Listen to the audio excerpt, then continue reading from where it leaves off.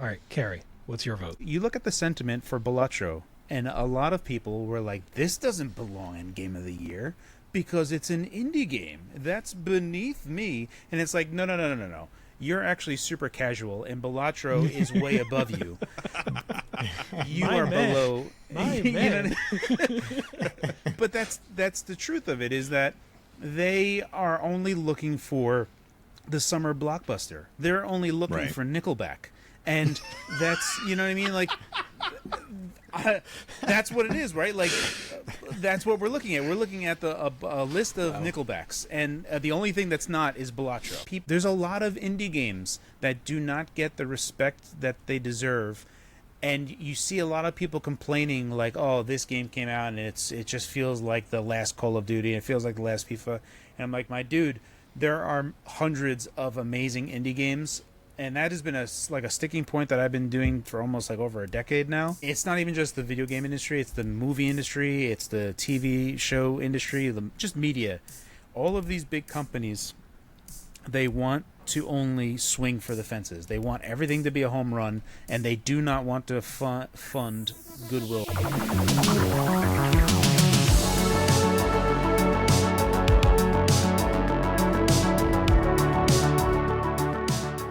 Hey everybody, welcome back to the NerdNest podcast. We got a full crew today, and we've got a lot to talk about, starting with the Game Awards. The nominees are out. We will probably revisit some of the conversation that we had last time about, what things should be in which categories and what things shouldn't be in whatever categories. And if you want to play along with us, there's links down below so you can click on the lists and see all of the different nominees. But before we get to that, we want to start with the games that we've been playing. And looking at the show notes here, I see that Russ, you've been playing an oldie but a goodie. I've also been playing an oldie but a goodie, but we'll get there in a second. Fallout 3. What drew you back to that? So I have the Odin 2 Portal, which I've been testing, and so I'm working on a performance video. And this has got a Snapdragon 8 Gen 2, so same as the original Odin 2, very powerful Android handheld. But one of the things I've never really gotten too deep in with Android has been WinLater, which is like a package for Box 86, Box 64. So you can run Windows on Android. And so the games that run the best for it are mostly Bethesda games. So like Morrowind, Oblivion, even Skyrim, Fallout 4. But Fallout 3 is like the one that I miss the most. And so I loaded it up and I don't know, I put like 2 hours into it. It's great. Battery life is not the best because it's really pushing the hardware. So you only get about 2.5 hours of battery life when pushing on WinLater, but it's still pretty good. You know what I mean? And it's crazy to play Fallout 3 on an Android handheld, and so I've been really enjoying that. Not very far in the game at all, but 1080p medium settings, and it's great. So Sorry about that. Yeah, okay. You all right? But Yeah, it was just went the wrong way. Go. it's like I'm not saying anything controversial here. Fallout, oh my God, those were the days. Sorry, go ahead, Russ. So the thing is, like, you don't want to use DRM. Like, you can't really load Steam on this and then load your games. You got to basically load non-DRM games. And so GOG is like the way to go. And they have a big sale right now. And so I spent about $50 yesterday and bought basically all the Fallouts, all of the Elder Scrolls games. And I think that's a fair price for all that stuff. And they're all like the Game of the Year ones. Like with Fallout 3, as I got out of the vault, it was like, hey, and it was like, ping, here is your Brotherhood of the Steel DLC. And like all the DLCs popped up, and it was like such a satisfying experience because I remember paying $60 for the game on the 360 and then like $10 or $20 increments for each of those DLCs as they came out. And so it was super satisfying to buy that game for, I don't know, $10 and have all that stuff pop up and a really good gameplay experience. I mean, barring the fact that like the controls kind of suck by today's standards, it's still like a really fun game. And so I'm really enjoying that. And that's why I put it on the list. Yeah, Fallout 3 is like, that's my Fallout. Like, I did play the original Fallout, and I played a little bit of Fallout 2, and I had a lot of fun with those.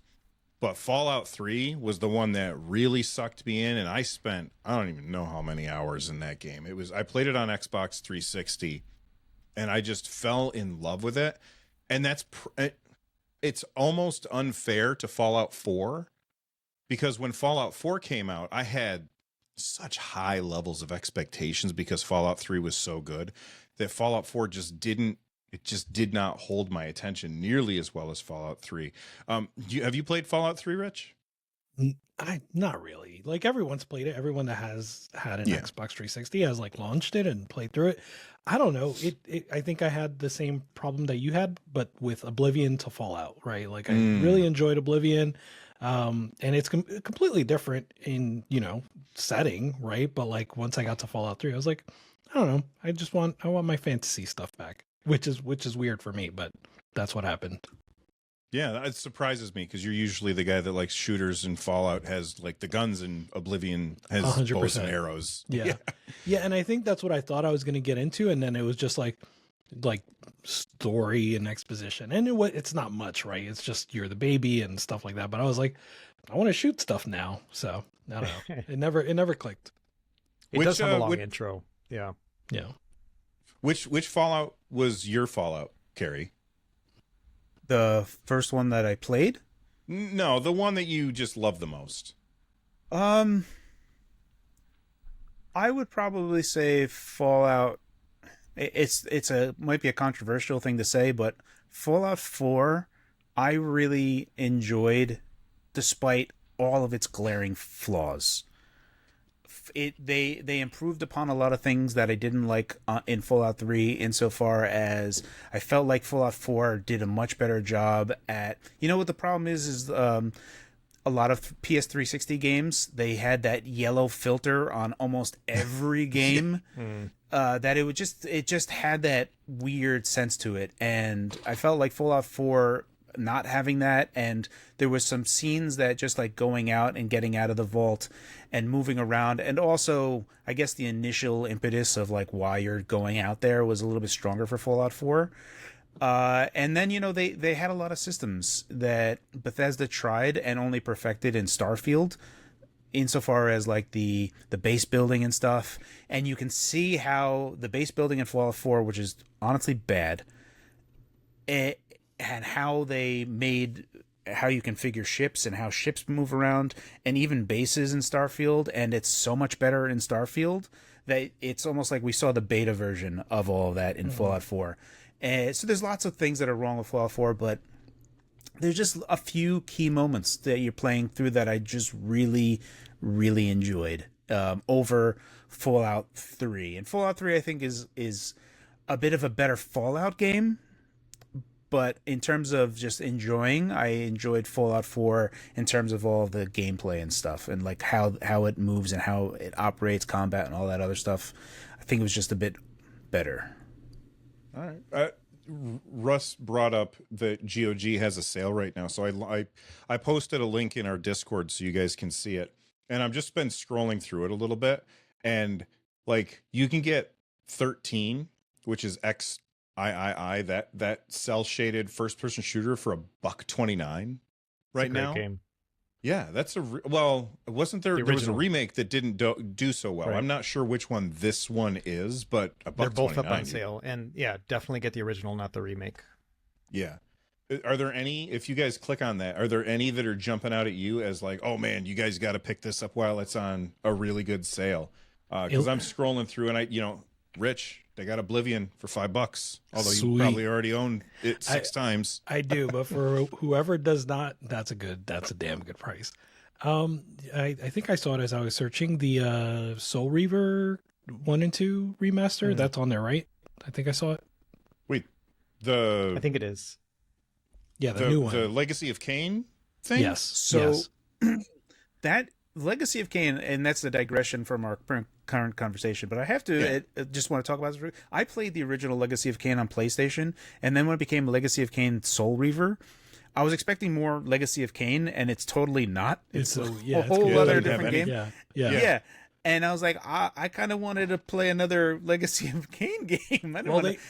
It was Legacy. The first one was called Blood Omen, right? The Legacy of Kain, I think Blood so. Omen. Yeah. So they That was the top down, and you're Yeah, like you the can, like- white vampire with the white hair, And you can right? like suck in the blood and stuff. Yeah. I had a lot of fun with that, and that's what I wanted. And They did and Soul make Reaver. they did make a Blood Omen too. I don't think it was very good from what I heard. It was awful. I bought it. It was on Xbox, and Yeah. it was terrible. And Yeah. there was so many things there that they were like half-baked ideas where you could like jump into a person and like control them, but you couldn't like control them. You would just go with them to like pull a lever, and that's it. And it was just like, guys, come on, you're bearing the lead here. Like, I should be able to go into this guy and start a fight and instigate something and have a bunch of chaos happen so that I can do something else. And it was everything was just super shallow. And I've never been more disappointed. I remember because I was so excited to play that, I put it in, and there was a game-breaking bug within like 2 hours. There was like some bridge or something. I don't remember. All I know is that it was broken, and I just was like, nope, no more. Back in the case you go. I'm not even gonna. I was just so upset with that game. Yeah. Awful. Absolutely awful. So that's not a recommendation from Carrie, apparently. right. No, Not that one. no Blood Omen 2. Yeah. Yeah, I never played Blood Omen 2. I did like Soul Reaver. I also liked Legacy of Kain, and I was like, when they brought out Soul Reaver, I was like, what the hell is this? Yeah. But I still enjoyed it. I thought it was still fun. Yeah, but I don't. Putting Legacy of Kain in there, I was like, well, why exactly? Like, this feels totally different. This is not necessary. It's like, like They Call have, of like, Duty. They have like Little Red Riding Hood. interwoven narratives. Kane Right. and Yeah. It's the universe, right? yeah, So yeah. I get it, but I mean, it was a whole other experience that, I don't know. It's like Command and Conquer, Need for Speed. And you're like, what? I would play that game. I played to Conquer Need for Speed. It's not, obviously would play they're that. still action adventure-y, so it's not totally completely different genres, but how you played and what was going on were a bit apart. We're going on tangents, but I got to tell you guys now. When I was deeper into like just hobbyist game development, and I never made a game, right? Like I only made prototypes. But one of the things I wanted to make, and I could never figure it out, was turn-based Pac-Man. I don't know why I really wanted to do that, but I wanted to make turn-based Pac-Man. Didn't work out. That sounds funny. I'm going to do a tangent on your tangent, on our other tangent, on Carrie's tangent, and that's going to be Sick. that when I was a kid, we had a Pac-Man the board game. Really? Huh. Yeah, so you would like, I can't remember exactly how it worked, but you would like roll a die, and then you could move Pac-Man, and then other people would move ghosts. Like, it's completely like, I just have general vague memories of it because it was like the early 80s. Yeah. You know, it was a Yeah, really long yeah. friggin' time ago, and I just remember that. And I remember very fondly sitting on the floor playing a Pac-Man board game with my brothers, and we were eating those Pac-Man ice cream things. Like, they're terrible. They're not good. They're terrible. But we were convinced that these are the greatest thing ever because we could go down to the general store, and they had like the freezer, and you would slide the freezer, grab your Pac-Man ice cream thing and a glass bottle of Mountain Dew. We'd buy that, and then we'd go home and sit down and play Pac-Man the board game on the floor. I don't know anything After else having about it. I spent just remember 45 that. cents. Yes, Cost us 45. How old do you 22 think I cents. am? All right, so to go on a tangent for your tangent on my tangent. Wow. Very quickly, I have a buddy who's an actual writer, and he's written a lot of books that sold a bunch and thousands of reviews. But we were doing a blog a long time ago, a video gaming blog, and one of the things we come up with, can we make short stories for games that don't have a story whatsoever? And he did one for Pac-Man, and it was an intro to a guy, and he's just talking, and he has like a monologue, and he's like, we have to try to bust these guys. They're a gang. They're known as the Ghosts, and and it's like going on, and he's a part of like the Pacific Action Command Group. And he would just go on and on. And he was just they're eating nothing but I like power this. pills in there, getting all the stuff. He's like, I got to take care of them because I'm a Pac-Man. It's really stupid, but yeah. So that's the end of that tangent. That is amazing. All right. I was Well, expecting Carrie to pull the board game out from above. You know, like, oh, this game? And for those of you that don't know where that joke's coming from, go back and watch old or listen to old episodes. Every once in a while, we'll be talking about something, and Carrie will just produce it as if from nowhere, and we'll be like, how does he have that handy? That's so weird. All right, so that's Fallout 3. Somehow... that was Fallout 3. I will say, let me add real quick. So some of the sales on there, so Fallout 3 is only $6.59, so it's even cheaper than I thought. But the Prince of Persia games are all $2 each, including the 2008 one, which is the Xbox 360 one that I really loved. But the Sands of Time and that series too is really great too. So those are my recommendations, like super good on the sale. And if it's on GOG, it's DRM free, so you don't you can just have it, and you'll never have to worry about somebody stealing your game because of anti-game preservation nonsense. All right, let's move on. And Carrie, you've been playing a new game. Talk about it, man. So I'm playing Stalker 2, and I was going into it. I was like, man, this game, everyone's been like, this is a buggy mess. And I was like, oh. And the thing is that I know, and I've talked to someone that is in the team that has been doing Stalker 2, and he's like, oh, we're really hammering away, and we've been doing real good work. Unreal Engine 5 is, we're getting across the line, and we're trying to use the latest versions, and we're doing real good on the Xbox version. And I was like, okay, let me try this on an Xbox Series X first, because all of the reviews I read were on PC. And I was like, maybe, just maybe, this isn't just a big problem on Xbox. And I've only gone through the prologue itself, and there was no, it's fine. Frame rate is mostly fine. And I'm playing on the performance mode, but it's pretty good.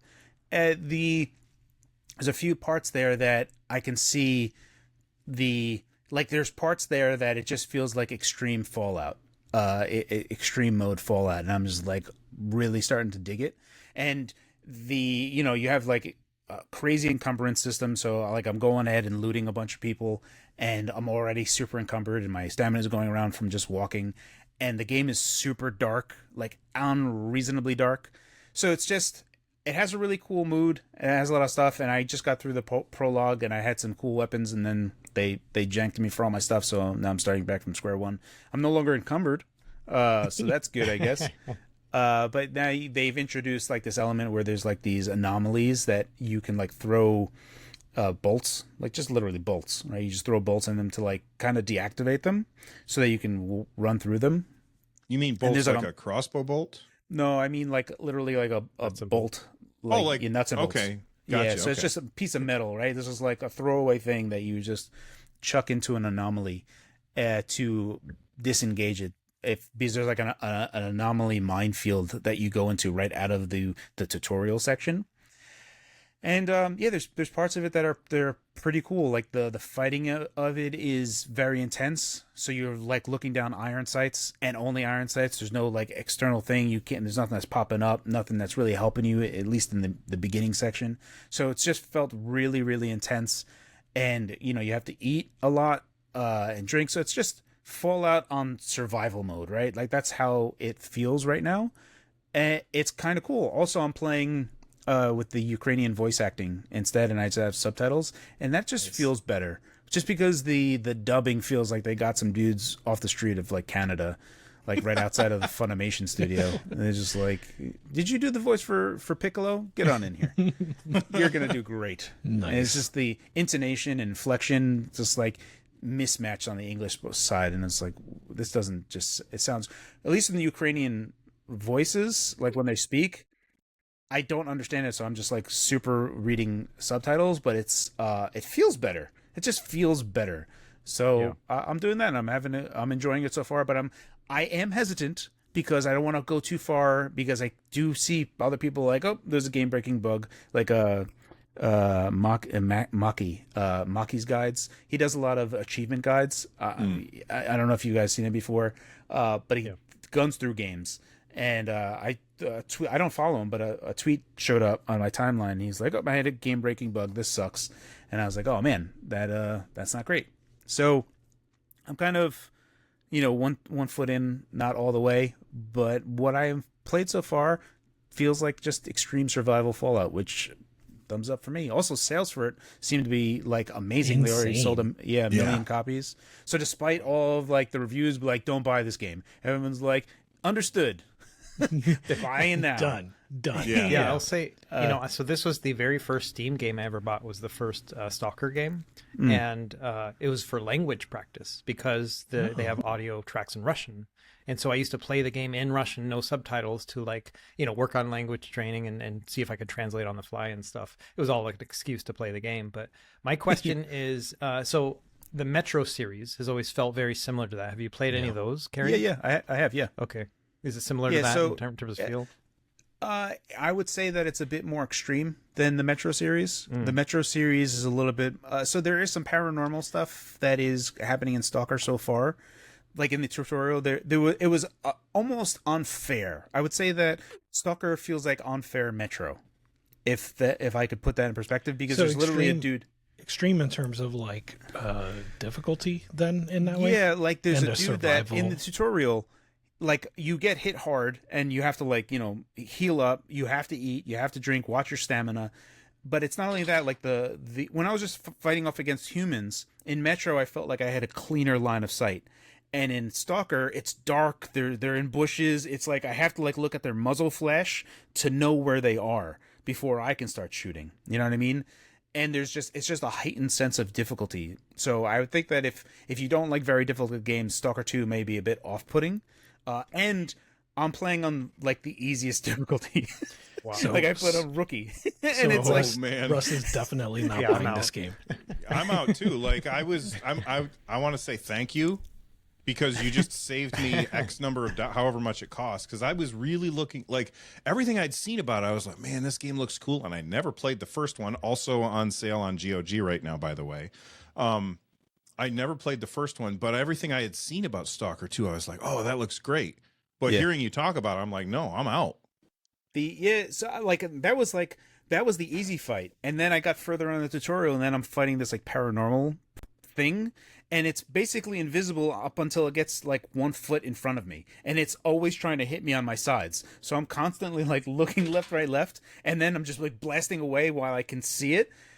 It was so difficult, and I had to heal up like 3 times, and that was on rookie difficulty, and that was like the tutorial section. I'm like, jeepers creepers. I remember I didn't play much of the original, but I remember the original being like difficult in that way as well, right? And you just didn't know what was coming around the corner.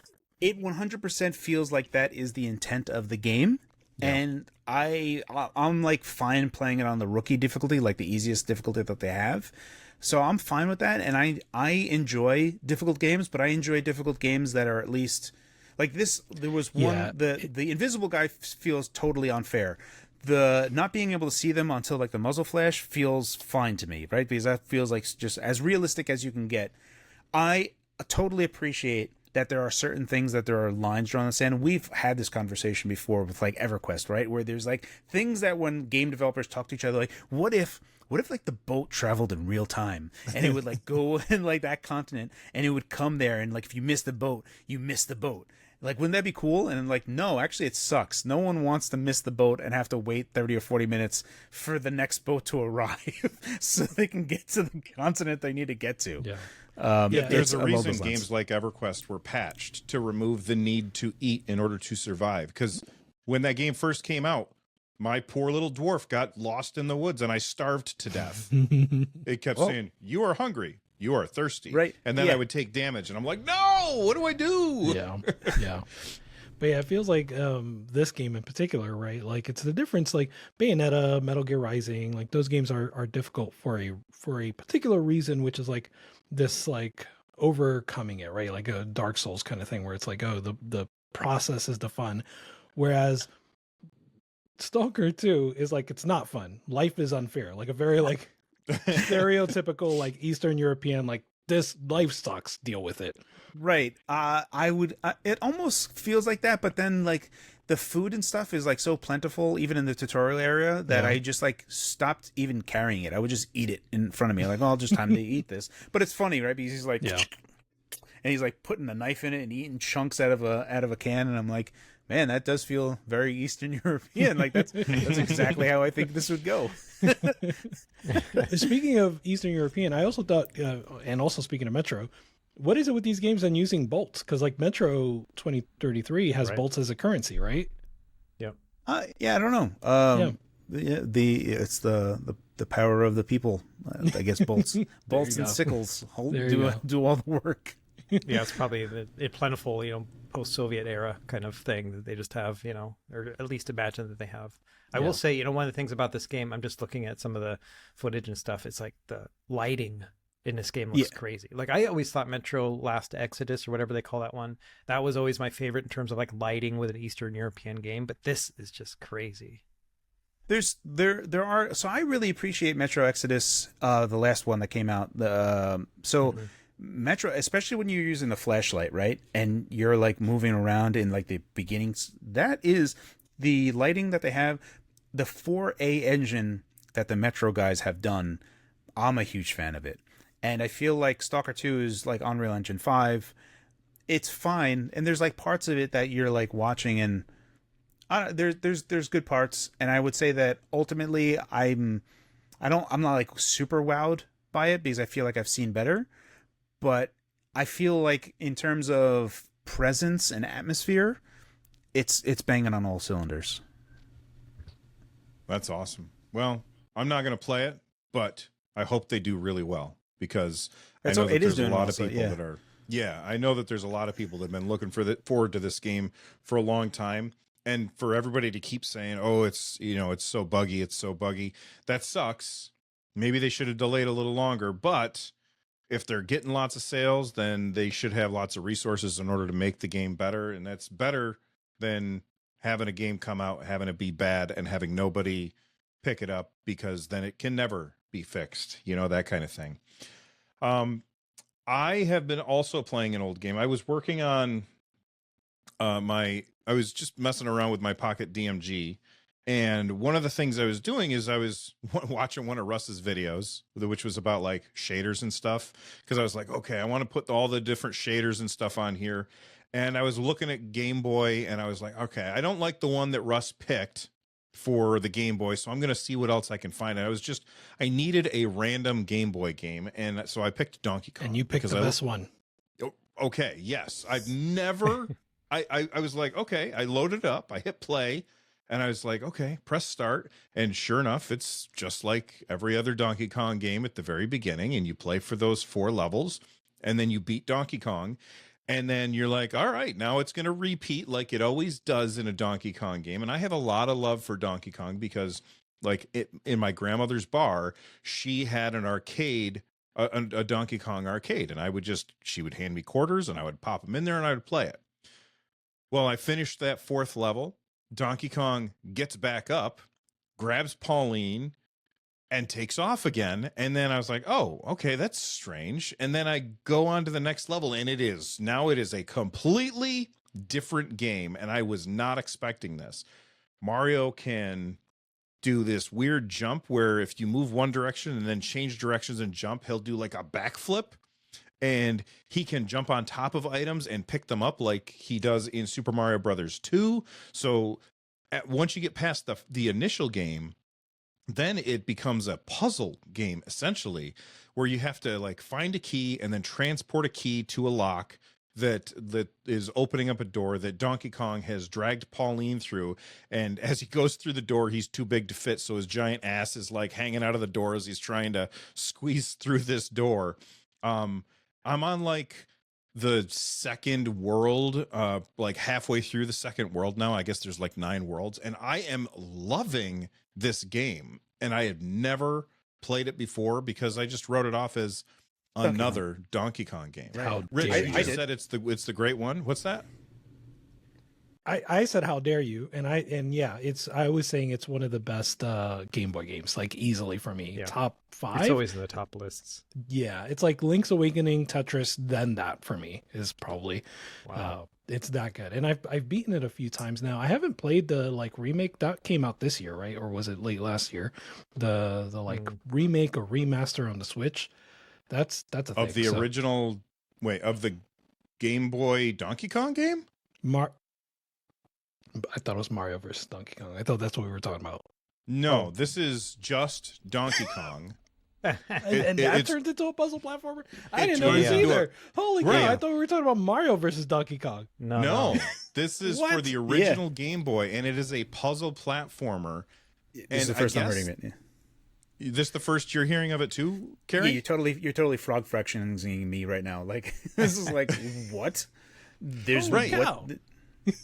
You guys have got to try I know it there's out. a huge following for this game because one of the things is I think colorization works really well with it too. There's some sort of thing going, so you can mess around with the colorization on it and get like almost Game Boy Color kind of effects with it, like they programmed that stuff in. And so a lot of people love to not only play the game but then to like mess with it and like perfect it in terms of the colorization and stuff. So yeah, I've heard about this game for a long time. I just don't care for the stress that comes with playing Donkey Kong. Like I cannot predict where the barrels and the fire is going to go, and it always drives me nuts, and so it's completely different. Not really Right, you get through those first 4 levels and it is a completely different game. Like it's now like a big world, and there's all these guys crawling around that were from Donkey Kong Jr. and you like pick up things, and you can pick up an object like a trash can and throw it at other things like you do in Super Mario Brothers 2. So And you can get items to build ladders and floors to walk across, and it's just really good. What were you going to say, Rich? So I did play this. I just retconned it in my mind that it was called Mario versus Donkey Kong. The GBA version is called Mario versus Donkey Kong, and it's the spiritual successor to the Game Boy version. It looks very similar. Yeah, exactly. I was like, oh yeah. So I've probably played both, but I definitely played the Game Boy version, and I guess it's the GBA version that was remade on the Switch. Yeah. Gotcha. Yeah. Okay. Yeah. Very well. It's awesome, and I like when we finish talking, I'm probably going to play some more because it's got its hooks in me, and I didn't see that coming. Yeah, try out the Super Game Boy colorization options with it, because I think there was some sort of connection between the game and Super Game Boy, because it came out in like 94 or something. So, I mean, it was around the same time. And so, there's something there. And so try that out. You might be surprised at how good it looks. Very cool.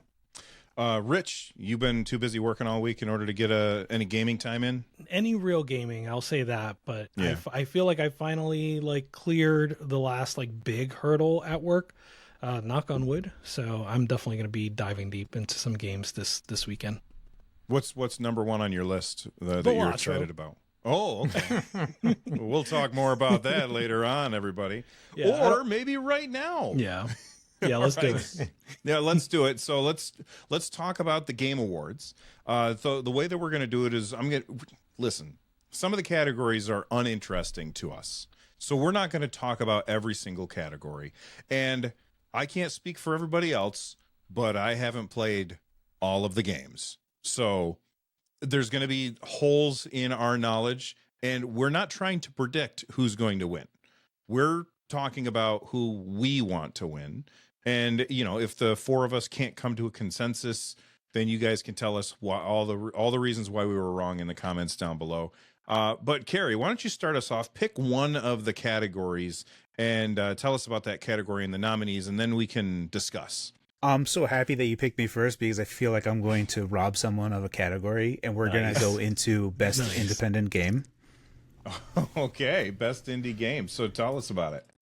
All right, so in the best independent game, the selections that are there is Animal Well, Balatro, Lorelei and the Laser Eyes, Neva, and UFO 50. I feel like this is a strong lineup for like 3 that I'm well aware of, and Lorelei and the Laser Eyes and Neva I didn't even know existed.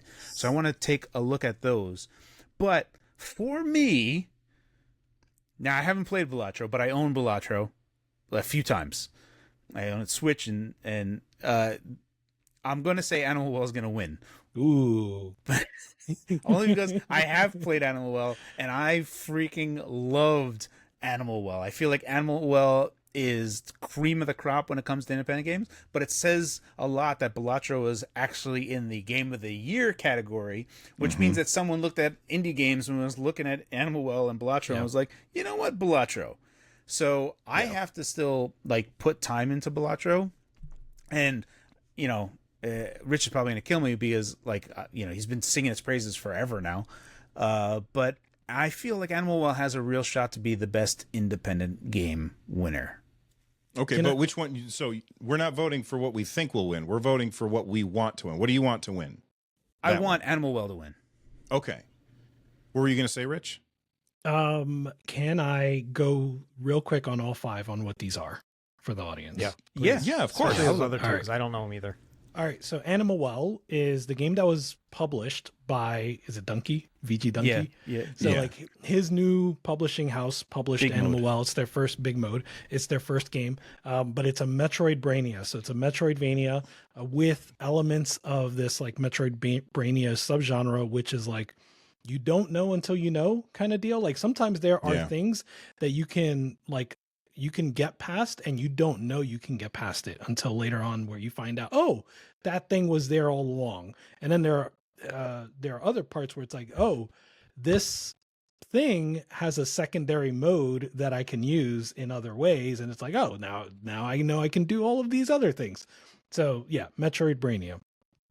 Balatro has gotten a lot of heat this past week, is a roguelike deck builder, but it's different from like Slay the Spire, right? Because you're not playing against anyone else. You're really just playing against yourself. So it's very much like poker meets solitaire, where you're just trying to get the highest score. And what you're trying to do is you're trying to break it, right? You're like, what combination of things is going to break this so that I can like just be way out here with the scores. And then it gives you like, what I love about Balatro is that it gives you all of these like different ways to play it, with different decks, different what they call blinds, different jokers. So like even if you follow it like a ladder, you can have hundreds of hours of gameplay. Lorelei and the Laser Eyes is the one I know the least about, but it's like noir narrative adventure published by Annapurna Interactive, who is like really like top notch. I love Annapurna. The best. Yeah, in terms of like experimental games and just getting it out there, there's been some games that I played from Annapurna that were just like, okay, well, this is weird. I'm like just surfing guitar guy. Yeah. Like that's what? Wait, are you talking about that? Is that a real game, Surfing Guitar Guy?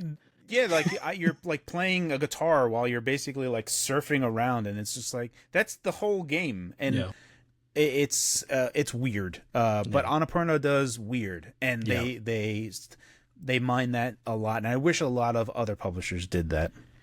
Now they are the publisher that like all the employees left, right? So like who knows where Annapurna is going? Anyway, Lorelei has like a bit of like a Resident Evil feel where you're like picking up items and that sounds cool, opening doors and stuff like that. But it's pretty cool. So yeah, black and white. Neva, I haven't played at all, but it's like the spiritual successor to Grease or Gris. I don't know how you pronounce that game. Gris, yeah. Gris. Like 2D cinematic platformer, gorgeous art, and published by Devolver, same studio, Nomada Studios, same studio that made Gris. Lastly, and I'll try to make this brief, but UFO 50 is the game by the developer of Spelunky, but he enlisted a whole bunch of other developers because the whole point is Action 52 but good. Action 52 is like a collection of bootleg games all on one cartridge for the NES, so 52 games that all suck, but you have them all on one cartridge and you put it in your NES. UFO 50 is like that, but like these are all, even if they're not necessarily good games, they're all like novel, unique ideas, and they all have like a release date, like a fictional release date. And so they're supposed to play as though it was a game made in that time, and they're all for a fictional console. I don't know like how hard they stuck to a spec or anything like that, but they're all for a fictional console, and they vary from all sorts of genres, including roguelikes, Metroidvanias, tactics games, all sorts of stuff. And you want which one to win this category? So I'm not mad at Animal Well. Of course, for me, it's Balatro. But I'm not mad at Animal Well at all. Like if everybody says, like if we're trying to reach a consensus and everybody says Animal Well, I'm willing to go to Animal Well on this one.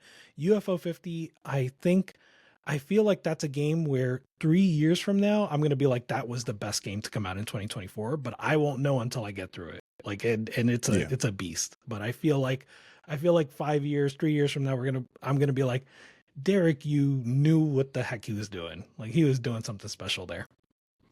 What about you, Russ?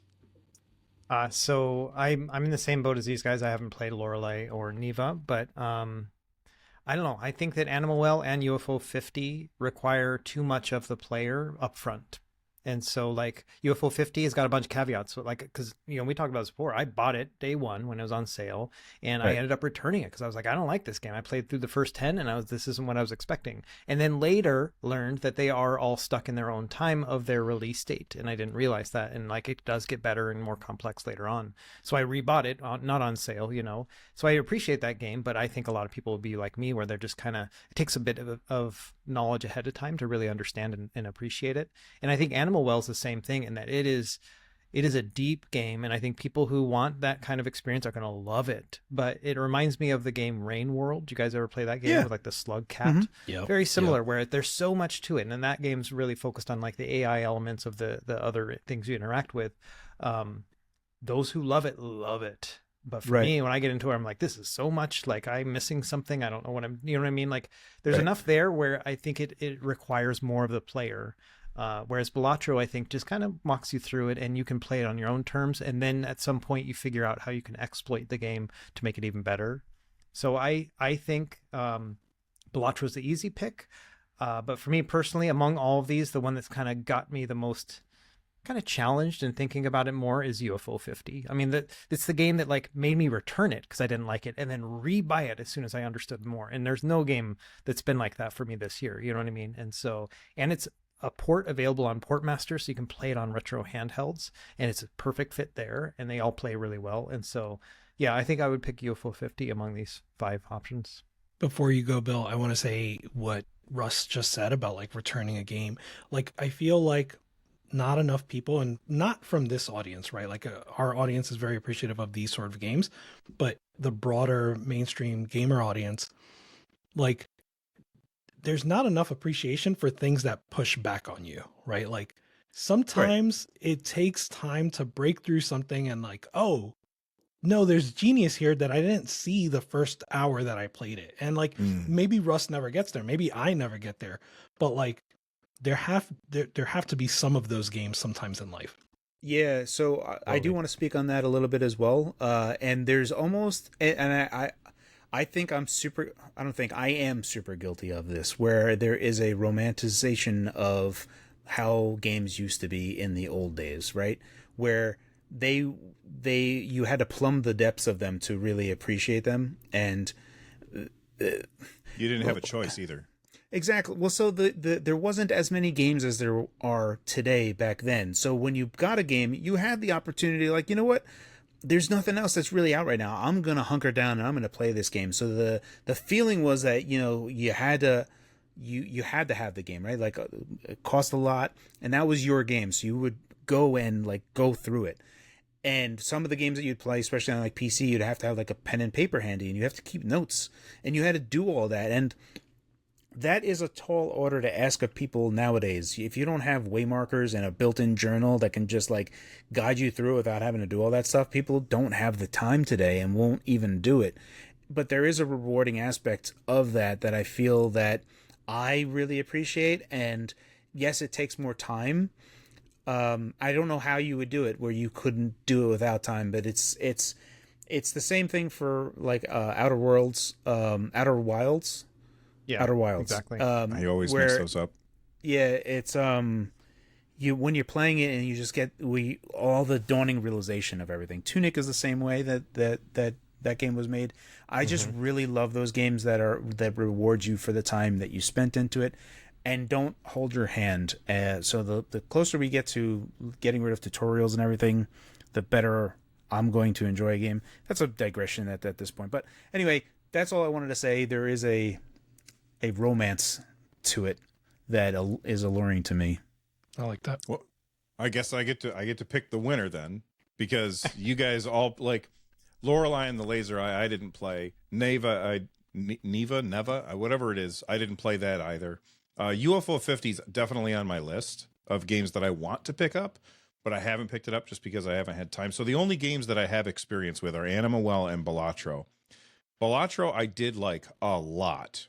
but it did not get its hooks into me, probably because I didn't give it enough time.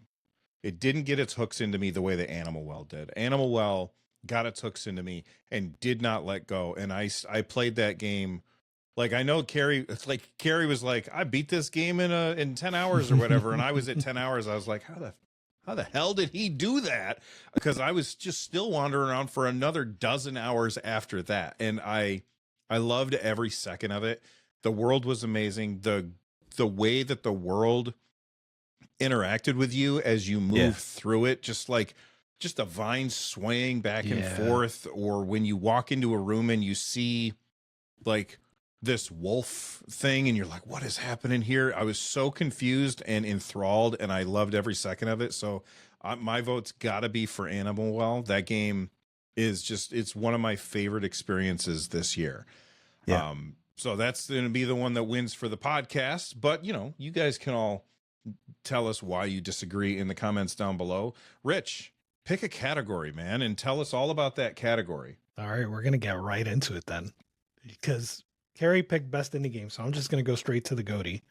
We're going for game of the year. Okay. Already. Because we have, you know why? Because this discussion is way more than just a game of the year, right? Like, there's the Erd Tree controversy. Yeah. There's whether or not Balatro belongs on there. And then here's something it does. It absolutely does. There's no question, right? 100%. Yeah. And there's something I haven't heard people talk about.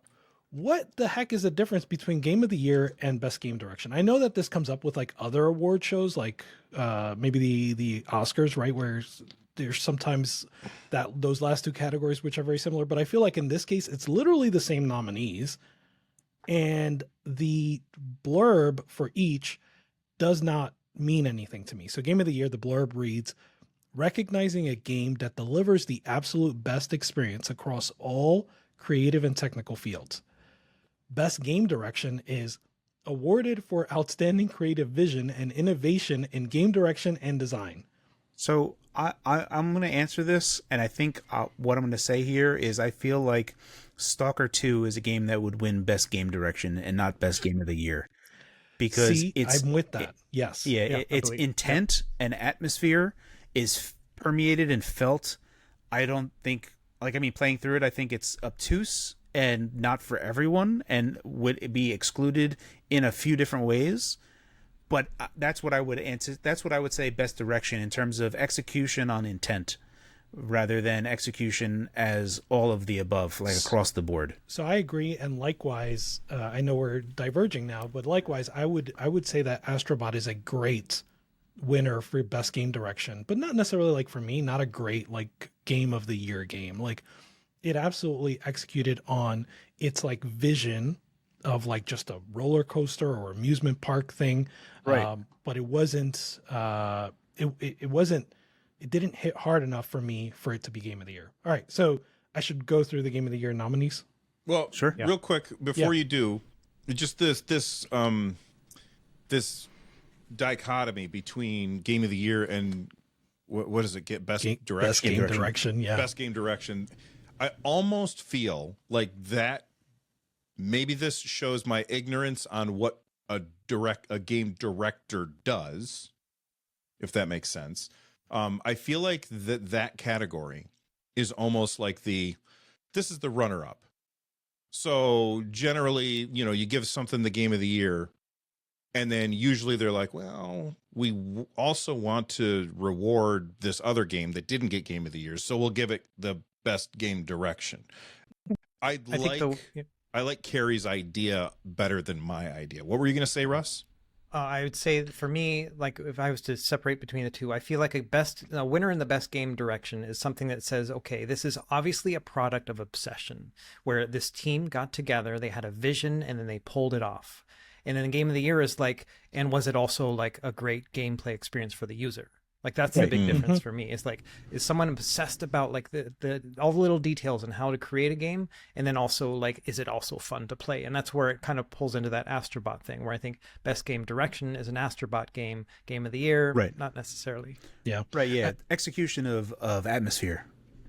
I think all four of us are pretty close on what best game direction should be in comparison to Game of the Year, and I feel like the Game Awards didn't nail that at all, right? Because it's literally the same nominees, and the caption doesn't strike that for me, right? So like best game direction, they have innovation in the caption, and for me, I can see how innovation contributes to game direction, but it's not something I would put in there.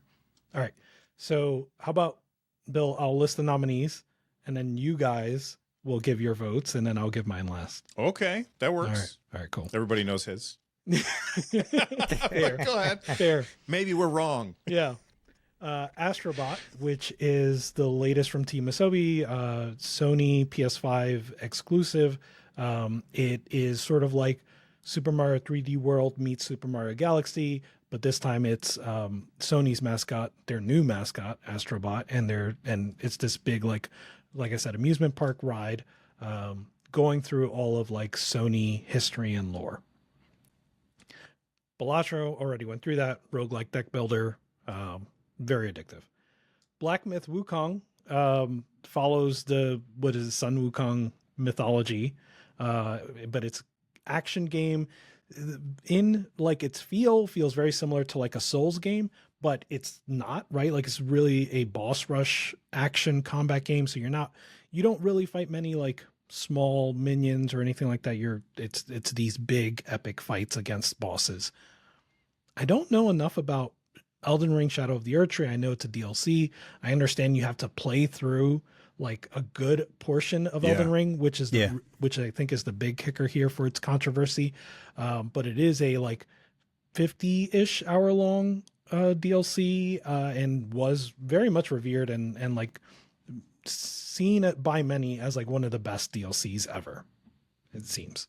Before you get to the last two, I'm curious, Rich, do you think that belongs in a DLC? Should a DLC be in the Game of the Year category? So I don't mind, generally speaking, a DLC being in the Game of the Year.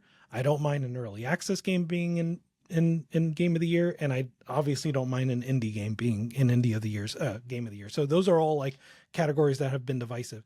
I think Shadow of the Erdtree, I can see it being sort of eliminated because of like that baggage that you have to have beaten or gone through like dozens of hours of a game for you to even approach it. So I can see that, but outside of that, like if Minerva's Den was a standalone, I think, expansion to BioShock 2, and like most people that played both of those didn't like BioShock 2 and loved Minerva's Den, right? So like if Minerva's Den was nominated for Game of the Year, I would see nothing wrong with that sort of thing. I think what we need is go ahead, gameplay experience of the year. You know what I mean? Because I think that like Destiny 2 could be a contender. You know, like it's what experience playing a game was the best moment of the year. And I think that should be the Game of the Year. And so I see that a DLC can be in there. I can see an indie game being in it. But it's the definition Game of the Year that people get all hung up about. I'm with you, Rich. I think that you can throw in a DLC and that counts. Everything counts. It's the experience. And that's what I would be voting for. Fair enough. Anyway, do we have two more? Yeah. The next one, actually, Bill, do you want to talk about the next one? Or you know more than I do? Well, sure. Final Fantasy VII Rebirth. That it's.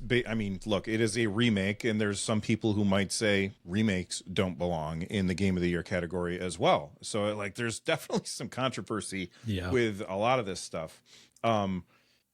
But it's very, very different than the original, because the original was turn-based combat. This is action combat.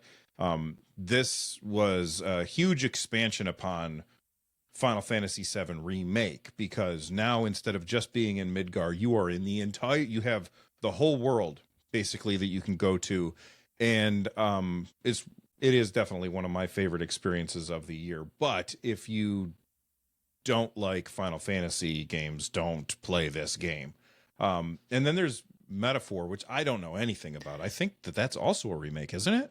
No. So Metaphor Refantatio is an Atlas RPG, and it's their first it's their first big foray into like fantasy. So this is their Final Fantasy. But also a lot of like Atlas. The thing that I see about this game and why I think it really like does deserve such a huge nod at the top here is because it both really attracted fans of existing Atlas RPGs and the Persona series Persona. and other stuff, where they're like, yeah, this is probably one of the best things that Atlas has done. And then people that just haven't played those games, it attracted a lot of those people too. So it just really feels like they, hit all cylinders on that. But yeah, it's their most, for many, their most refined RPG so far.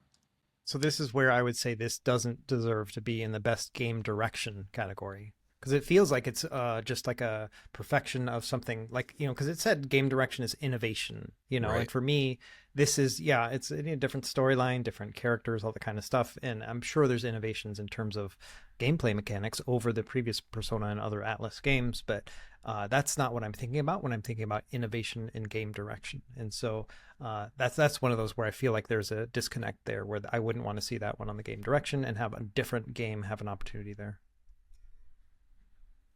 So we're on the table, Rich. Tell us what we're doing. Well, I was going to say, Russ, what do you think what is your winner for Game of the Year of these? Yeah, admittedly, I've only played 2 of these, and that's Astrobot and Balatro. And another thing I want to kind of preface, and I think we all kind of share these sentiments, is I think of Game of the Year or Game Awards in general as the Grammys. And I'm a huge music guy, right? I listen to hundreds of new albums every year, and I've been doing that forever. My iTunes library is tens of thousands of songs. It's always been that way. I'm obsessive about new music. I could make a new music podcast as easily as I could a retro gaming one. And I don't pay attention to the Grammys because it's so watered down, it is so predictable, and it is so just easy that I don't think it's like getting to the core of the matter when it comes to good music and new music and where the overall music scene is going, and I feel like Game of the Year or Game Awards is very similar to that too. So this is not like, these aren't going to be my 6 picks when it comes to Game of the Year, and that's all very personal, obviously, and it comes down to style and genre and whatnot. And I think we're all on the same page, but I did want to preface that because I think we probably should have said that in the beginning. It's like, these aren't totally our picks. We're just working with what we have to work with. Correct. And actually, I want to jump in real quick. At the end of the year, we'll do our own, where we pick our favorite stuff instead. But go ahead. So between these 6, I'm going to have to go, again, gameplay experience. I think it's going to have to be Astrobot for me. And it's funny because that would not be at the top of my list, which we'll talk about at the end of the year, because it is amazing in that it's a celebration of all things PlayStation. And the moment when you get into those, like after you finish a world or, or a land or a planet, it opens up another additional little planet that is like based on a specific IP. And I don't want to give spoilers here, but if you can think about a major tentpole PS game, like there are worlds for that where you play as that character and you're doing things like in those games. And it is crazy, like it is such a fun celebration for the 20 or 30 minutes that each of those little levels can take if you really want to go through them like I do. But the formula gets a little stale for me. And so I'm like on the 4th planet out of 6 or so. And I know what's coming next, and so I love it and I love every moment with it, but there are moments where I'm like, it's kind of wearing out its welcome, and then secondly, you have to be deep in PlayStation lore to understand every little thing that's going on. Like I will save a bot and it'll be dressed up as somebody, and I'm like, I have no idea who that is, and they'll give you a little hint of who it is, and I'm like I don't know who that is, and so there's a bit of a disconnect where they didn't connect those dots in a way that had a lot of meaning to me. Even if I didn't know the game, if there was something else to it, I think that would have really cemented the game a bit more. So reluctantly, I'm going to say Astrobot, mostly because I haven't gotten to the others. For Black Myth and for Final Fantasy and Metaphor, honestly, they're all on my wish list, but I'm going to wait till they're like $40. You know what I mean? Like that's where I'm at. Those are $40 games for me just because of the way that I play. And so they might be a Game of the Year for me in a couple of years when I actually buy them and play them, but just I'm not on the cusp of these things, as quickly as everyone else. Yeah. Bill, what about you? So I am completely torn. I played Balatro, Astrobot, and Final Fantasy VII Rebirth. I've finished both Astrobot and Final Fantasy VII Rebirth. I didn't play Black Myth. I played Elden Ring, but I didn't play Shadow of the Erdtree. And Metaphor, I never even looked at. So, the Black Myth and Metaphor are completely out for me. Same thing with I personally don't think that DLC belongs in this category. It should have its own category, in my opinion, especially when you have to play a significant amount of another game in order to get to this. So for me, I am torn between Astrobot and Final Fantasy VII Rebirth. I adored both of those games. Astrobot never wore out its welcome for me. I'm still playing the speedrun stuff that they're putting out. I also don't have that deep PlayStation lore like you're talking about, Russ. So I had that same experience where I'm like, who the hell is that guy? He looks cool. I want to play that game. Final Fantasy VII Rebirth, the world is crazy. The fights are insane. The story is really cool, and it's slightly changed in certain ways that I'm not going to get into because I don't want to spoil it. I want to say Final Fantasy VII Rebirth, but it's a remake. And part of me doesn't think that remakes belong in this category either. Like, I feel like that there should be a different category for best remake. That said, this particular remake is so different from the original. So I'm really... Go ahead. I want to chime in on that because I haven't played it. So I don't think anything I'm about to say is a spoiler because I have not played it. But when you say it's different, right? My understanding is that it's not just the gameplay that's different, right? Like Final Fantasy VII Remake and Rebirth are informed by the first game having had existed, right? So like, right. I don't want to answer that question because there's people who are waiting until this comes to PC or something before they pick it up. And I don't want to ruin it for them. Yeah. So I don't want to answer that question.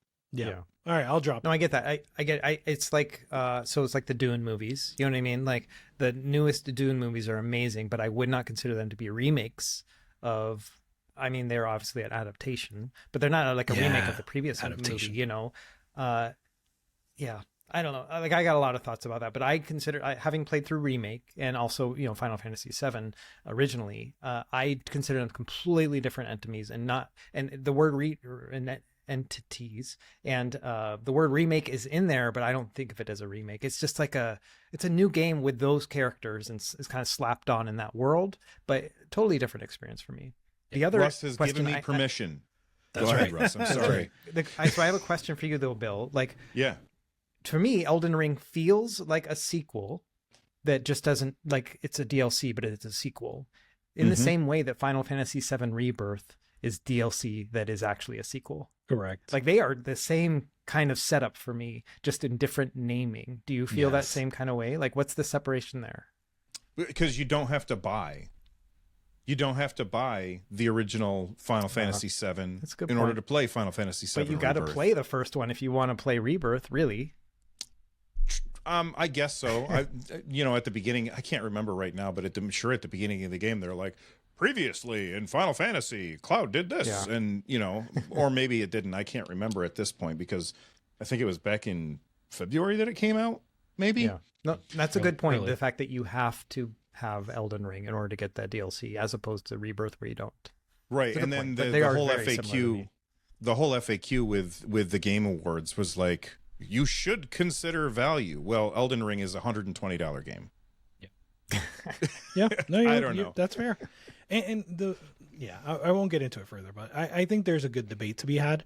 I do think if Erdtree was standalone, then there would be less debate to have, right? I agree with that. Yeah, absolutely. Yeah. So, Bill, what was your choice? Yeah. Well, you gave me permission essentially to say, because I was hesitant because it's a remake, but I love every. Yeah, it's not. No, it's every second of Final Fantasy VII Rebirth was an amazing moment for me. Astrobot's also freaking fantastic, so play it. But so that's my vote, is Final Fantasy VII Rebirth. Nice. All right, Carrie, what's your vote? So I just bought Astrobot, and I could see it on face value just from the videos alone that you can it explains to you how good the game is just by looking at it in motion, right? You can clearly see that it's a fun game to play, and the execution is excellent, and all the people talking about it. It's a well-deserved game, and I think it should be Game of the Year for lots of different reasons, mostly because, to the same note that Russ was saying regarding the Grammys, in terms of I am a smug gamer. I am an elitist gamer. And, Russ saying that the Grammys is easy, right? Like, Russ has a deeper appreciation for music, and he might be a smug musician, a smug music lover. Like, he's like, oh, you like those bands? Oh, you haven't heard of... I want to jump in real quick. For those of you that don't know, Russ has a band. Make him send you stuff. Make him post it someplace. Go ahead, Gary. So in that same notion, I do feel that you look at the sentiment for Balatro, and a lot of people were like, this doesn't belong in Game of the Year because it's an indie game. That's beneath me. And it's like, no. You're actually super casual, and Balatro is way above you. You are below. My man. But that's the truth of it, is that they are only looking for the summer blockbuster. They're only looking for Nickelback. And that's, you know what I mean? Like, that's what it is, right? Like, that's what we're looking at. We're looking at a list of Nickelbacks, and the only thing that's not is Balatro, right? That's the underground band that we're looking at that got included. I want Balatro to win, and I feel like it deserves to win because a lot of people, and you look on Twitter, there's a lot of people like, oh, this sucks, and then they go and play and they go, oh, I didn't respect your game. Like, you know what I mean? It's like they understood. And there's a lot of indie games, Animal Well, there's a lot of indie games that do not get the respect that they deserve. And you see a lot of people complaining like, oh, this game came out and it just feels like the last Call of Duty. It feels like the last FIFA. And I'm like, my dude, there are hundreds of amazing indie games. And that has been a sticking point that I've been doing for almost like over a decade now. Yes, sir. So I want Balatro to win just because it's not even just the video game industry. It's the movie industry. It's the TV show industry, just media. All of these big companies, they want to only swing for the fences. They want everything to be a home run, and they do not want to fund Goodwill Hunting. They do not want to fund all of these smaller movies. They just want the big showstoppers that's going to return bazillions of dollars, or like just be an outright tank, right? It's like, oh, this is terrible or great, and there's no in between. We don't want to fund in between. And I really want that to change, and I don't know how it's going to change, but I feel like we all collectively need to educate people that just like Nickelback too much. So Black Myth Wukong, I don't believe is Game of the Year material. I own it and I've played through it, and it's a good game. It's not bad, but it's not Game of the Year. It sold like bananas, and I feel like that's the only reason that it's here. Because if it wasn't here, you would have like China just DDoSing the Game Awards themselves. They're like, take it down, guys. So that's why I feel it's a good game, but it's not Game of the Year. Elden Ring, I would also like to win just because I would love for one game to be Game of the Year twice. That's just hilarious to me. It's like, oh, 2-time Game of the Year award. Final Fantasy VII Rebirth. I haven't played it, and there's a lot of people that are super into it, and I've seen video of it, and there's been certain segments that I've seen that did look really cool. I'll wait for it to be on PC. Metaphor, I really like what Atlas does, and Persona games I haven't played through a bunch, but the aesthetic that Atlas does for their JRPGs is just top notch, and I love that they stay true to their core. And you see Square Enix fumbling around, and there's been that's a whole other topic that we could have a whole big discussion about, like how JRPGs was during like the aughts, right? Like the PS2 generation, where JRPGs were the genre of games that were the caliber of what you would base everything else off of. And then JRPGs lost their way, but there's that core group of people that played on PS2 that still have that love for JRPGs, and Square Enix has left them long ago, and it's a bastardization of where it is now. Even though it's a good game, Metaphor Refantazo is still in that realm of what Atlas has been doing. So I don't know. I kind of appreciate Metaphor a bit more in that regard, because I don't think that things need to change necessarily. But then Final Fantasy has never been final. So it's always been something different. Ultimately, I want Balatro to win. And that's my choice, and that's my feelings on all of them. I'm in the same... I don't think that DLC should be Game of the Year. I think it should be a DLC category. I don't think Early Access should be Game of the Year. I think there should be an Early Access field. But also, like how how the Game of the Year awards show is going to go. For everything that is not big, they're just going to rattle off the winners without really even talking about the nominees. Sure. They're going to get through like 20 different categories in the span of 1 minute, and then talk about, whatever Hideo Kojima is working on for about an hour. I was just going to say that. Yeah. This guy. Yeah. But you know what I mean, is that's that's a general sweeping generalization of how this is going to go. But that's exactly how it's going to go. You're 100% right. So you can still have the DLC thing, and you can still have the early access thing, and just touch on it for all 5 seconds that you're going to touch on it. So I still feel like those should be a separate field, but also indie games should have a bigger presence in the Game of the Year field. Yeah. I want Balatro to win. Nice. So I'm cover a couple quick topics. So Russ, Kendrick Lamar's new album came out today. So let's go listen to that after this. Yeah. I've listened to a few tracks. It's really good. Nice. As far as like not terminology, but like this idea of what's the word for I don't know, but like this thing where we're trying to put things into buckets, right? I'm cladograms. What'd you say? Cladograms? Cladograms, sure. I forget what the word I'm looking for is. It's like commodification almost. Yeah. Categorization. Yeah. Yeah. Like I'm pigeonholing.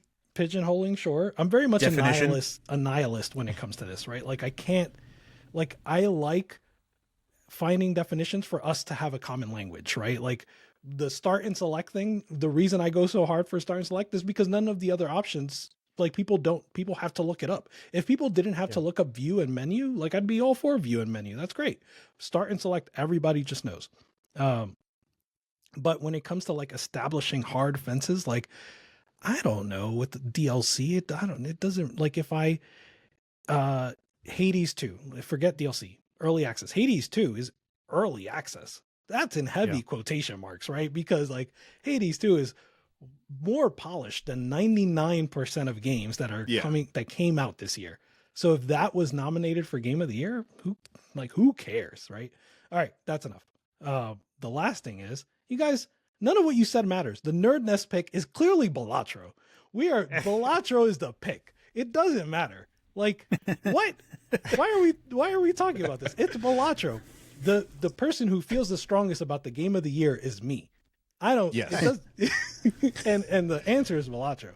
And it has because I'm talking about me, there is so much like personal here. Like number one, it's a game that like I've played with my son. Then clearly it's not a multiplayer game, right? So when I say I've played with my son, it's like I've played, he's played, and we talk about it, right? And it's like, oh, this build works. This build is OP. And I'm like, what do you know about OP, son? And so like, we have that, right? But like more than anything, because I haven't played the latter three, Erdtree, Rebirth, and Refantasio, but I played Astrobot, Wukong, and Balatro. And Astrobot and Wukong very much feel in the same vein, which is kind of like one of you were speaking about like Wukong in this way, which is that Carrie actually. These games are really, really good games that don't do anything new, and you start to kind of see the seams of like what's happening next. And it starts to get predictable. Balatro, you are responsible for ripping the seams yourself. You rip through those seams and you make this game into something that like you've never seen before. And so that's why my vote is Balatro, and that's why the NerdNest vote is Balatro.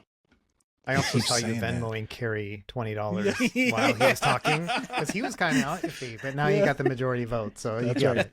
Yeah. We all heard that. I mean, if you guys go back and rewind while Carrie was talking, we heard that little chime in the middle of his conversation. Blink on the wrong side. Yeah.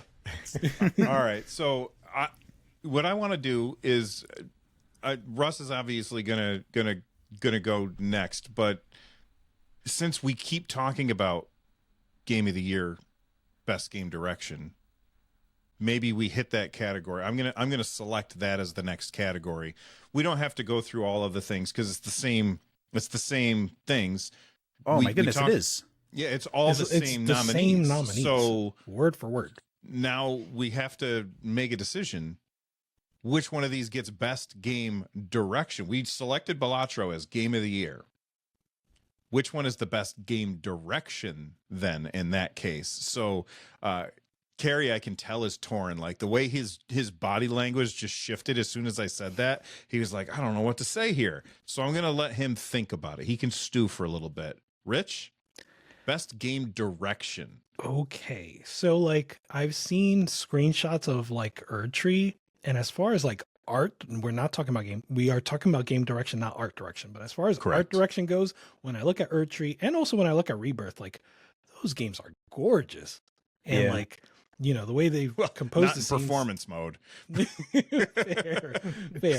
But yeah, those games just look beautiful. And so if it were art direction, it'd probably be one of those. But for me, the way direction came together in Astrobot that's the winner for me. Like when we talk about like they wanted a vision and they executed on that vision, whether or not you liked it, they executed on that dang vision. So for me, it's definitely Astrobot. Russ? It's Astrobot, but not as reluctantly as it was with Game of the Year, because I do think that the game direction on this is great and they did an excellent job. I mean, Rich mentioned it's like Super Mario 3D World plus Mario Galaxy. I would say it's Mario Sunshine plus Mario Galaxy instead. Like it is the Mario game that I've been wanting for a long time, you know, and so I love that. But Balatro also needs to get some props because of the hands-off direction of that game and the fact that they let you exploit it and they let you break it. And that's not something that you often will see in games. So I think that is innovative in its own way. And I also think that Final Fantasy Rebirth, even though I haven't played it, is really up there. And I think if I had played it, it might be my choice because it's one of those games where they put all in, spent all this time on it, and pulled it off. And that's not something that happens all the time. And I think that that's something that needs to be celebrated too, because everything I've seen about it, like I can't wait to play that game for $40, or at least when it gets to PC. You know what I mean? Like that's the thing that's kind of holding me back. But that's something that needs to be said as well. But yeah, Astrobot for me. Carrie, do you want to go, or do you need more time to think? I still see that you look pensive. So, oh my goodness, this is like Game of the Year was easier for me because I know what I want Game of the Year to be. But for best game direction, when I think about what they're trying to do in terms of like the devs they have a mission in their head and what they're trying to achieve. And, you know, I want Astrobot to win here. I want Astrobot to win here because it is self-evident that it is a celebration of everything PlayStation. And it exudes that. It just shows it on its surface so readily that you didn't even have to play the game to understand it at its core. And I think that says something, that when you can just watch a little GIF of something and go, oh wow, I know exactly what I'm in for there. Like there's nothing that I think that isn't conveyed well. So I think if you were trying to say as a team what they were trying to accomplish, if you could look at a few frames in motion and get an idea of what's there, I think Astrobot is what I want. Even though I can very easily say like Black Myth Wukong is fantastical. Like when you even just the intro of it is larger than life. It is fantasy incarnate. Like you're witnessing it on your screen, and all the things that they're doing there, you get an appreciation for the lore of where they're going with it. Yeah, it's self-evident as well, but I feel like the celebration is like there is not just appreciating lore or what they're trying to do visually, right? Because Rebirth does that really well. Metaphor does that real well. Black Myth Wukong does it real well. Erdtree does that real well. But in terms of a feeling, I think Astrobot does it best. And I want Astrobot to win. All right. I think we're unanimous. I think everybody, I didn't see that coming. I figured everybody would pick different things and we would be sitting here with a big old shrugging. But I'm with you guys 100%. Astrobot is absolutely fantastic. And yes, it is. They have an outstanding creative vision, and they 100% realized that vision with Astrobot. And I loved every second of it. All right, Russ, it's your turn to pick a category. What category do you want to look at? I'm going to go with best ongoing. So because we've been talking about so many like 2024 releases and stuff, but I just want to kind of change the conversation a bit. And I know we've been kind of going long, but like, so the options or the category is explained as awarded to a game for outstanding development of ongoing content that evolves the player experience over time. And 5 games here. So Destiny 2, Diablo 4, Final Fantasy 14, Fortnite, and then Helldivers 2. So Destiny 2 is a open world first person shooter game. MMO basically shooter that's been around forever. I think everyone knows that one. Diablo 4 obviously has had a lot of seasonal upgrades and all sorts of other stuff that I think you guys can probably talk about a little bit better than me. Final Fantasy 14, obviously MMORPG that's been going on for, I don't know, 10 years now, more. I think it's in this category every year. Yeah. Fortnite is Fortnite, and third person build, shoot, whatever else. It's just a whole world now. And then Helldivers 2, which honestly I thought came out this year. I didn't realize it was an ongoing game. I thought it was a 2024 release. Yeah, so yeah, that's a weird inclusion here for best ongoing because it did come out this year. Yeah. But it makes sense too. Okay, before we go any further, should Helldivers 2 be in this category since it came out this year? If there was enough innovation. So for example, if No Man's Sky, that became a good game later. You know what I mean? That is a game where I could see this going into best ongoing. I could even argue it would be in best game experience of the year, even if it was the year after it came out. So I can see things like that happening. It's just a matter how much they put into it. So I think that's a big thing. I know that one of the games that a lot of people were upset about not being on here was Cult of the Lamb. Because they did a lot for that game. Like they did a lot of growth, a lot of expansion, a lot of just really cool innovations around the community and stuff. This is the 2D top-down. It's like Hades-like plus ActRaiser-like, right? That's Cult of the Lamb. Exactly. Yeah. Okay. Yep. That game's fantastic. If you haven't played it, it's really good. Yeah. They always snub the indies. That's right. Yeah. Okay, so those are the 5 games in the category. I thought that this is good because you guys can all kind of speak to these somewhat better than me. But my choice is Destiny 2 for it. And it's so funny because it's not, and I know it's on this category often, but this is the year, I think, of Destiny 2 finally, where they've just kind of started wrapping things up, really polishing things, perfecting things. They're talking about bringing back Destiny 1 campaigns too, which I think is crazy. Like I love some of the ideas that they're doing here. And the crazy thing is I haven't bought it yet. I've just been seeing it and I'm like, it's the satisfaction of knowing that it's there waiting for me when I'm ready. And that's really been the big thing for me, is that they're still going with this game. And they're still, it still feels good and they're adding to it. And so that's the choice for me. I don't feel strongly about these, but I thought it'd be a fun category to talk about, but that's my choice. So Bill, you want to go next? Sure. I have to admit, I've played Destiny 2, but I have not played the Final Shape. I've played Diablo 4 a lot, but I have not played whatever the new expansion is. I can't remember what it's called. Final Fantasy 14, I have hundreds upon hundreds of hours in Final Fantasy 14, but I have not played the newest expansion. Fortnite, I haven't played in years and years and years. Helldivers 2... I want to say Helldivers 2, but I am torn about the fact that it came out this year. I feel like this category should be for games that have been like that didn't come out this year, but then were updated in some way. And I know that Helldivers 2 has gone, like, they have had a lot of updating. They've been very responsive to the community. If you asked me which of these games did I enjoy the most this year, it's absolutely Helldivers 2. But part of me doesn't believe it should be in this category. But I don't get to pick this category. I don't get to make those decisions. Somebody else made those decisions. So I guess for me, it's Helldivers 2. All right. Okay. I'll go. Rich? Yeah. Yep. I don't have a strong opinion on any of these, so I will defer to you guys. I want to say Fortnite had a big year in terms of updates, right? So Fortnite had the like rocket racing, I think it was, and when they did the rocket racing, they had like 2 other things that they did, like Lego, Guitar Hero, and the Lego, yes, or Minecraft, basically. Yes. So my heart wants to give it a Fortnite for that, because they seem to have like, they had this like big almost Robloxification of Fortnite this year, right? Yeah. I don't know how far that's gone. I did play the buildy, the Lego-y kind of Fortnite thing. I did try that, and that was freaking cool. I forgot about that. Yeah? Go ahead. So it was really cool. So I'm leaning towards Fortnite, but in a very weak manner. If everyone wants to go somewhere else, that is fine. For snubs, what did we mention? Cult of the Lamb. I want to throw Street Fighter 6 as a snub in here. I feel like Street Fighter 6 got some really good updates this year.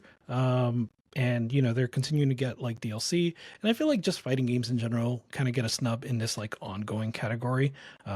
So Street Fighter 6 is up there for a snub in this one. Yeah, I think it's a good point, because ongoing can mean so many things. Like for Fortnite and Destiny 2, it's like, was there enough to keep people playing this year? Yeah. It's not about bringing new people in. It's like, can we keep our massive wins, Whereas Helldivers 2, it's a weird one for me, because, yeah, it came out this year. But then also, I feel like a lot fewer people are playing it now than they did at launch. And so that, to me, is almost like a failure in ongoing content. You know what I mean? Right. And that it's been dropping off. And so, yeah, I get all that. So... Carrie, do you have a choice? Yeah, so I'm going... I think Helldivers 2 should not be there, even though when we played, it's a fun game. It's a great game, but when it says best ongoing, and I feel like they've been losing players as time has gone on, that's counter to what that is supposed to be.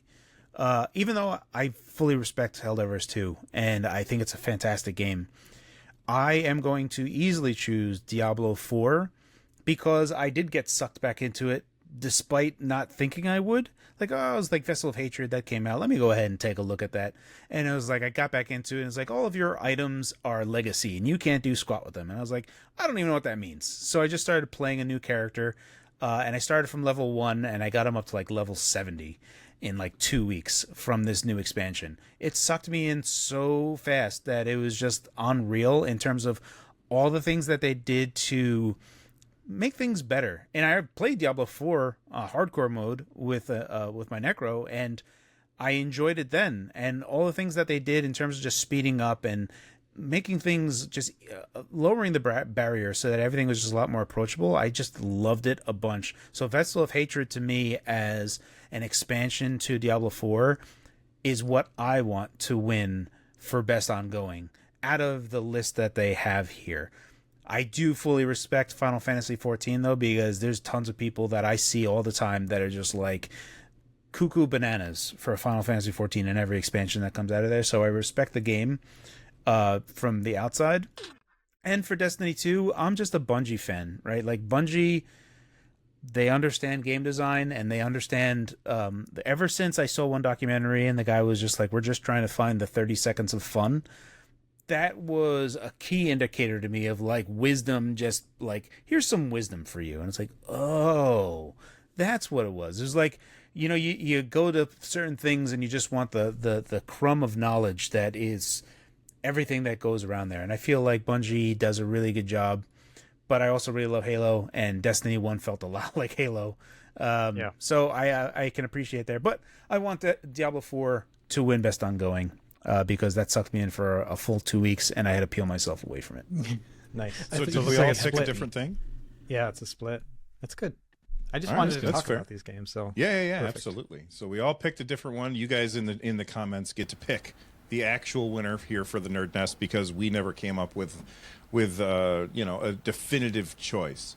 I do know that Rich has a heart out in probably about 10 minutes. So does anybody have another category that they absolutely want to talk about before we wrap up? Does anyone have any snubs too, like GOTY snubs? I want to throw the Lost Crown out there. The Lost Crown was a good game. Prince of Persia: The Lost Crown. Okay. Yeah. So it was the Metroidvania game. Technically it came out last year, right? I believe, but it's in the nominees for Best Action Adventure, and it came to Steam this year. but I think on Switch and Ubisoft it came out last year. But that's one of those where like maybe it's predictable because of Metroidvania, but like I like the way they fused it with combat and all of that. Like I think it's a really good game. Yeah, I think that what is it called, Dragon Age. I feel like that needs more time to cook before people can really understand and appreciate it. I get that it's got kind of medium kind of respect right now, in terms of just innovation and stuff. But I feel like that one should be considered a little bit more. Like I don't think I saw it anywhere. At least I saw Lost Crown in like Best Action Adventure. But yeah, that's one where I was like, that really needs more time, I think. Yeah, I was wondering if it would be under Best RPG. It's not under Best RPG. So yeah. Any other categories you guys want to hit before we wrap up the show? All right. Well, hey, let us know what, like, we didn't hit all the categories. We hit the categories that we felt were the most important for us to talk about, and I really enjoyed talking about this with you guys. We have, in the future, in a future episode close to the end of the year, we're going to talk about what, like, we'll make up a couple categories, and we'll come up with, like, what we want to discuss for that. And, we'll argue back and forth about which games should win whatever, but that's going to be for the Game Awards, and I think that this was a really fun conversation, especially all the parts where we were, like, disagreeing. I think that was really fun. I like to disagree with you guys, but if you want to have your voice heard, make sure that you go and you vote for the Game Awards, whichever ones you want. I don't know if we'll do a live stream when the Game Awards actually happen. I might, and these guys are obviously invited. If I do, I don't know if I can stick it through the whole thing because they go real long, and I don't even know what day it is. You look like you were going to say something there, Rich. Yeah. We tried it before, and it was, like, fine. Maybe it wasn't the Game Awards. It was something else, like Summer Games Fest or something. It was Summer Games or something. Yeah, and, like, it's just, I don't know. I find those shows so boring. So, like, not our shows, not our, like... No, I understand. Yeah, but those shows, so, like, to make something out of it, like, it just feels so much work. I'd rather, let's focus on our awards. Yeah, all right. Yeah. But we had some news stories that we were going to talk about today, but I think that we're going to have to push that until next time because I don't want Rich to have to leave mid episode, and that gives you guys. I think that we had a good, concise podcast today, but that's going to do it for us.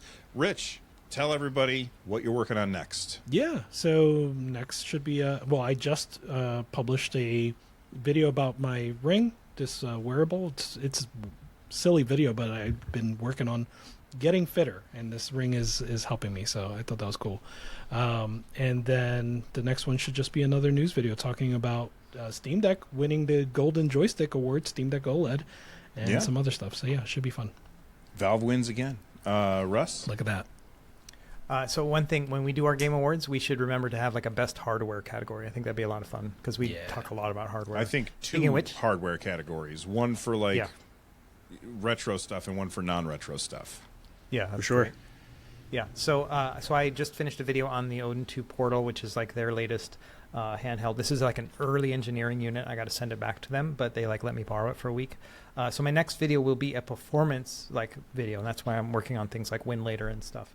And then after that, I got a lot of hardware to work on. I got that INEO DMG. I've got this one called the TrimUI Brick, which I don't want to hype it up too much, but this thing is like the perfect micro handheld. Like it makes the Miu Mini look like junk, which is crazy because I love the Miu Mini and the Miu Mini Plus. This thing is like amazing, and I just need more time to be able to clearly articulate how amazing it is because it gets better every day. I keep finding new things, and so what's the screen size on that?